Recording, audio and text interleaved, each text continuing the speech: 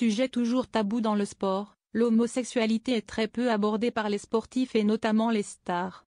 Pourtant, dans une interview accordée au magazine Têtu, Antoine Dupont a accepté de s'exprimer sur cette question, pour faire avancer les mentalités.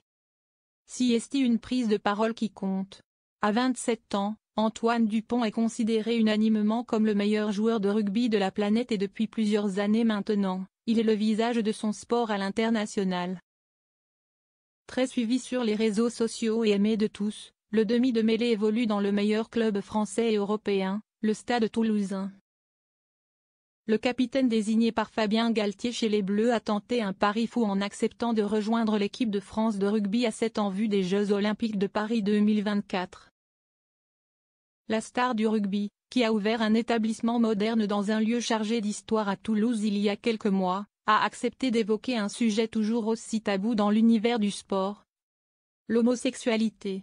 Pour ce faire, Antoine Dupont a bien voulu répondre aux questions du magazine Têtu, qui traite de ces questions, et le jeune homme a un message à faire passer.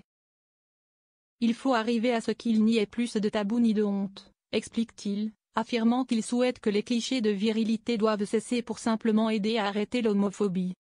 Antoine Dupont doute qu'il n'y ait qu'un homosexuel dans le rugby professionnel.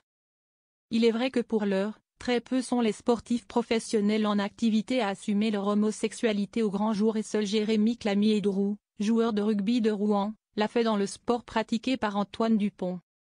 Je doute fort qu'il n'y ait qu'un seul gay sur les terrains, affirme celui qui a exprimé son désarroi concernant les résultats du 15 de France sans lui il y a quelques mois, avant d'ajouter: même si le rugby peut être vu comme macho, on est très ouvert d'esprit, et aujourd'hui je pense qu'on est tous capables d'accepter les orientations sexuelles des uns et des autres. Alors il faut vraiment le répéter, communiquer dessus, pour que chacun se sente définitivement à l'aise.